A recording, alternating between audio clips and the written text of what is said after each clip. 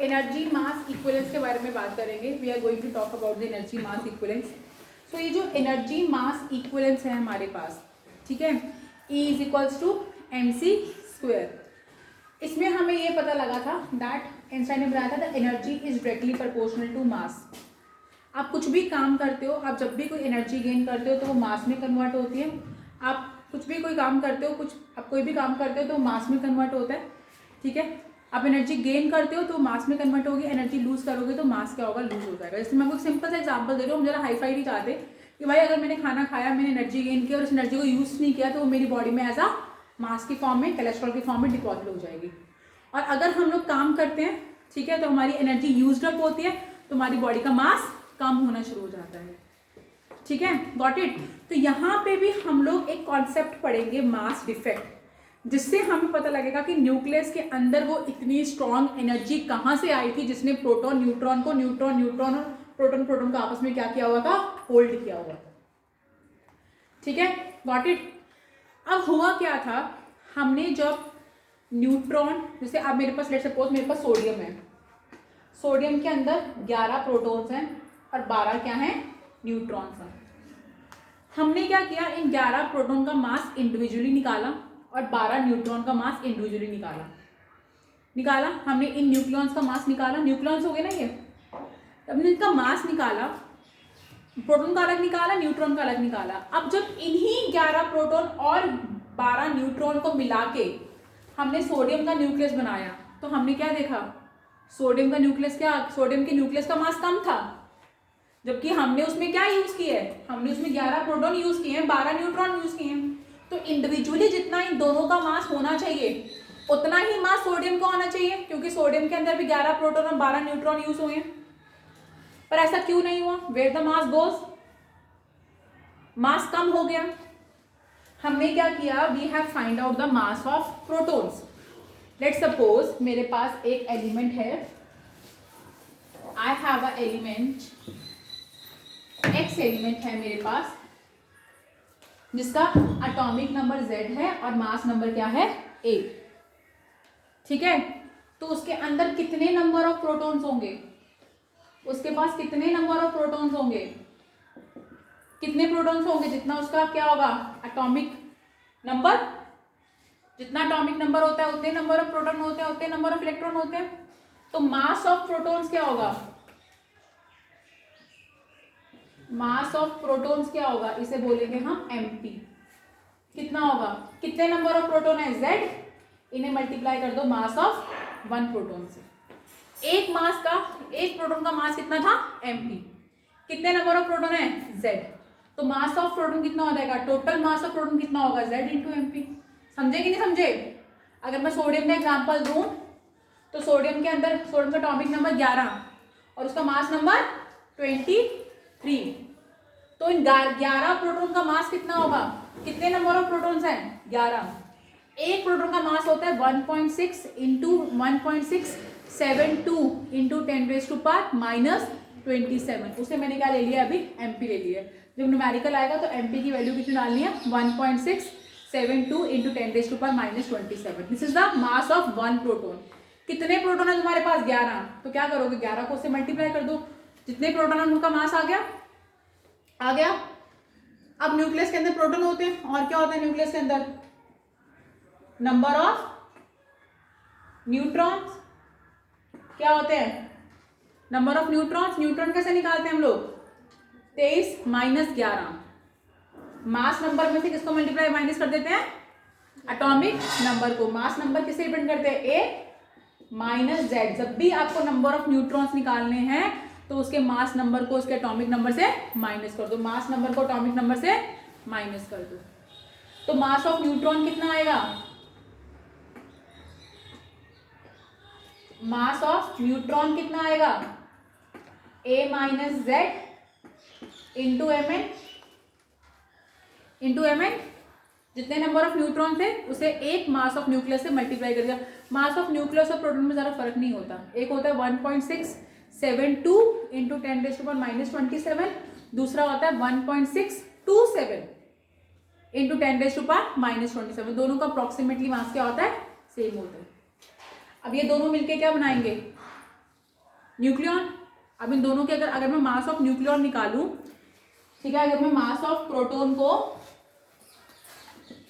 और मैं mass of neutron को प्लस करूं तो कितना आएगा मेरे पास, कितना आएगा, ZMP प्लस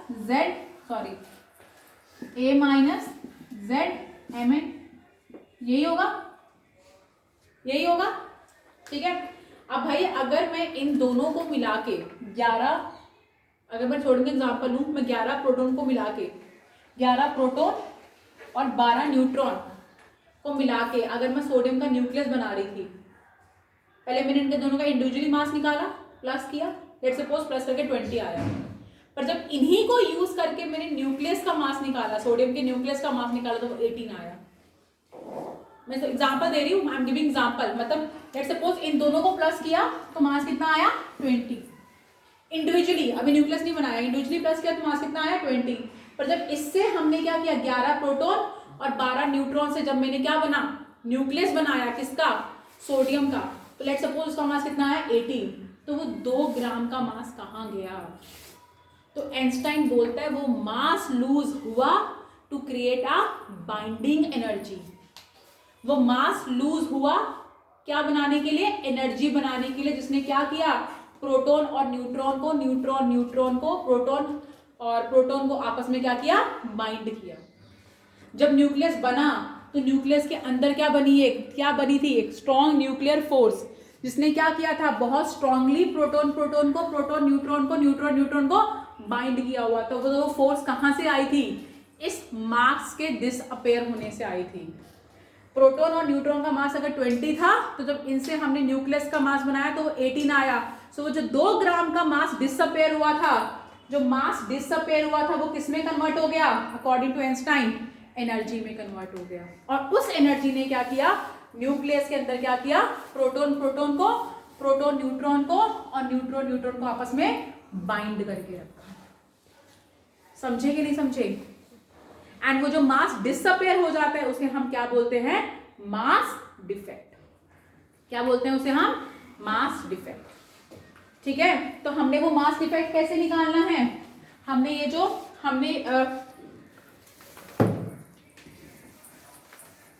हम मास डिफेक्ट को रिप्रेजेंट करेंगे, मास डिफेक्ट को रिप्रेजेंट करेंगे डेल्टा एम से। हम इस मास डिफेक्ट को कैसे निकालेंगे, mass of proton plus mass of neutron minus, इसमें से किसको माइनस करेंगे, मास ऑफ न्यूक्लियस को, जो हमने न्यूक्लियस बनाया। क्योंकि अब मैंने क्या एग्जांपल दिया था कि प्रोटॉन और न्यूट्रॉन को ऐड किया तो 20 मास आया, पर उन्हीं से जब मैंने क्या बनाया, न्यूक्लियस बनाया, तो उसका मास क्या हो गया 18। तो वो 2 ग्राम का मास कहीं पे डिसअपेयर हुआ। तो किस फॉर्म में डिसअपेयर हुआ, अकॉर्डिंग टू आइंस्टाइन वो मास किसमें कन्वर्ट हो गया, एनर्जी की फॉर्म में। और उस एनर्जी ने प्रोटॉन न्यूट्रॉन और न्यूट्रॉन प्रोटॉन को क्या किया, बहुत स्ट्रांगली बाइंड करके रखा।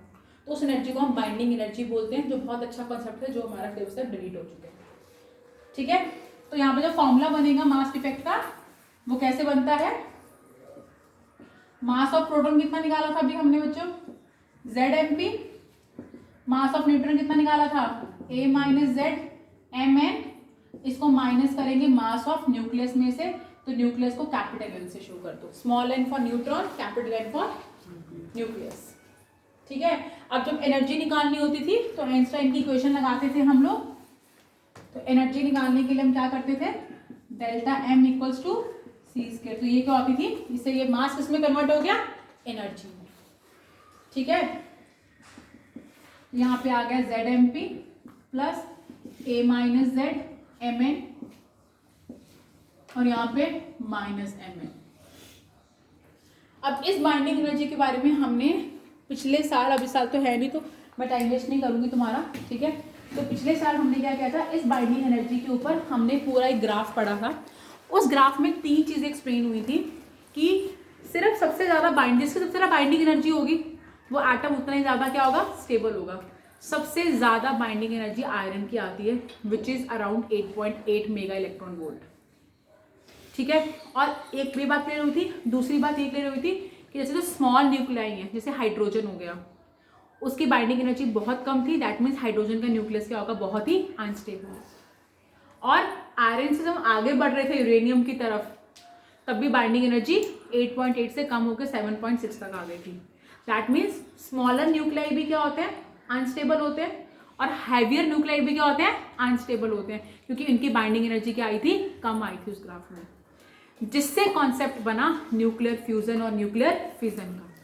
जिससे कॉन्सेप्ट बना किसका, न्यूक्लियर फ्यूजन और न्यूक्लियर फिजन का, ठीक है। सो बाइंडिंग एनर्जी की हमने यहाँ पे देखा था कि जो स्मॉल न्यूक्लियाई हैं, ठीक है, हाइड्रोजन, आप देखो यहाँ पे अगर ग्राफ देखना है बुक्स में जाके, सबकी बुक में होगा, सबसे नीचे हाइड्रोजन बनता है। तो हाइड्रोजन का मतलब हाइड्रोजन की बाइंडिंग एनर्जी कम है, दैट मीन उसके न्यूक्लियस क्या है, अनस्टेबल है। तभी तो सन के अंदर क्या हो रहा है, हाइड्रोजन क्या कर रहे हैं, हाइड्रोजन आपस में क्या हो रहे हैं, फ्यूज हो रहे हैं, और क्या बना रहे हैं, एक हीलियम बना रहे हैं, ताकि क्योंकि हीलियम की बाइंडिंग एनर्जी ज्यादा होती है, ताकि उनका न्यूक्लियस क्या हो जाए, स्टेबल हो जाए। और वैसे ही यूरेनियम हो गया, ठीक है, वेंगटन हो गए, इंडियम हो गया, इन सब की बाइंडिंग एनर्जी कम होती है, तो इनका न्यूक्लियस भी क्या होता है, अनस्टेबल होता है। इसलिए क्या करते हैं, ये ब्रेक कर जाते हैं। हैवी न्यूक्लियस ब्रेक करते हैं और स्मॉल न्यूक्लियाई में कन्वर्ट होते हैं ताकि स्टेबल होने के लिए, और स्मॉल न्यूक्लियाई क्या करते हैं, फ्यूज होते हैं हैवियर न्यूक्लियाई में कन्वर्ट होने के लिए। जिससे हमारे पास कॉन्सेप्ट किसका जनरेट हुआ, न्यूक्लियर फ्यूजन का और न्यूक्लियर फिजन का, ठीक है। ओके, तो अब थोड़ा सा हम पढ़ेंगे न्यूक्लियर फ्यूजन और न्यूक्लियर फिजन के बारे में इन द थर्ड पार्ट।